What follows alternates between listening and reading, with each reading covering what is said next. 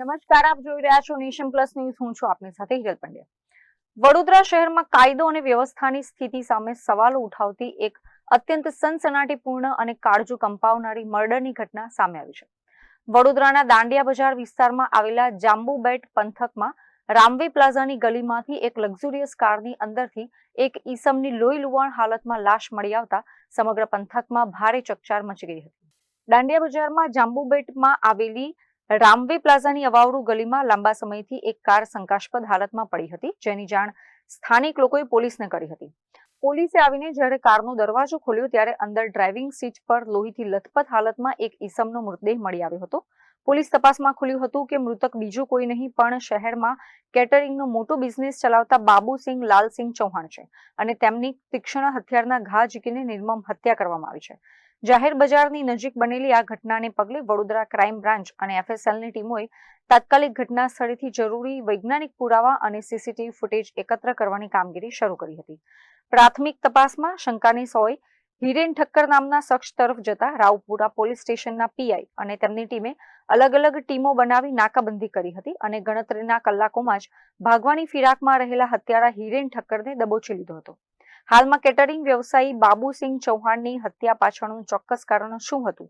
કોઈ આર્થિક લેણદેણની અદાવત હતી, ધંધાકીય હરીફાઈ હતી કે પછી કોઈ અંગત અદાવત કે કારણ હજી સુધી સત્તાવાર રીતે સામે આવ્યું નથી અને અકબંધ છે. રાવપુરા પોલીસે ઝડપાયેલા આરોપી હિરેન ઠક્કરની ધરપકડની પ્રક્રિયા હાથ ધરી તેને રિમાન્ડ પર લેવાની તજવીજ શરૂ કરી છે. પોલીસની આ ત્વરિત કાનૂની કાર્યવાહીથી ગુનેગારોમાં ફફડાટ વ્યાપી ગયો છે, પરંતુ ધોળા દિવસે વડોદરાના સેન્ટ્રલ વિસ્તારમાં થયેલી આ હત્યાથી સ્થાનિક વેપારીઓ સુરક્ષાને લઈને ચિંતા વ્યક્ત કરી રહ્યા છે. પોલીસને મળતી માહિતી પ્રમાણે રાવપુરા દાંડિયા બજાર પાસે એક ગાડીનું એક્સિડન્ટ થયેલું એ માહિતી મળતા પછી પોલીસની ટીમ આવીને ચેક કરતા અંદર કોઈ વ્યક્તિને શંકાસ્પદ મૃત્યુ થયું હોય અને ચક્કુ મારીને એની હત્યા કરવામાં આવી એવું પ્રાથમિક તબક્કે લાગી રહ્યું છે. અને એની લાશની ઓળખની ખરાઈ કરતા એનું નામ ચૌહાણ બાબુસિંહ લાલસિંહ, ઉંમર વર્ષ 48 જણાઈ આવ્યું છે.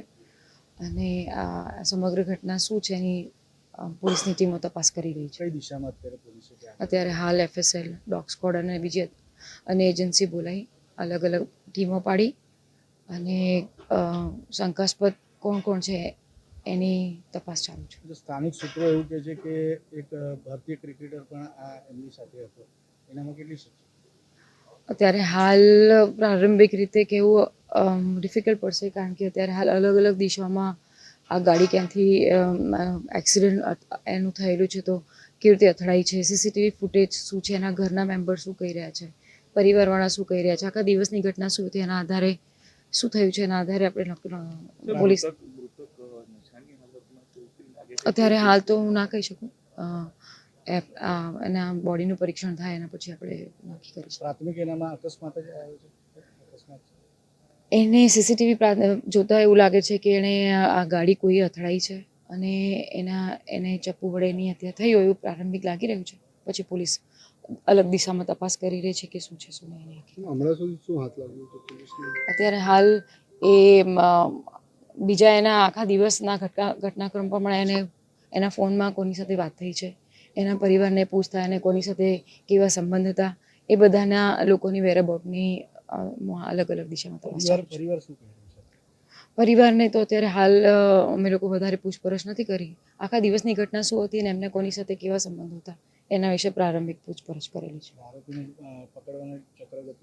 બિલકુલ, અત્યારે હાલ અલગ અલગ ટીમો, ક્રાઇમની ટીમ છે, અમારી લોકલ એલસીબીની ટીમ છે, એની ડી સ્ટાફની ટીમ છે, પોલીસની ટીમો લાગી છે.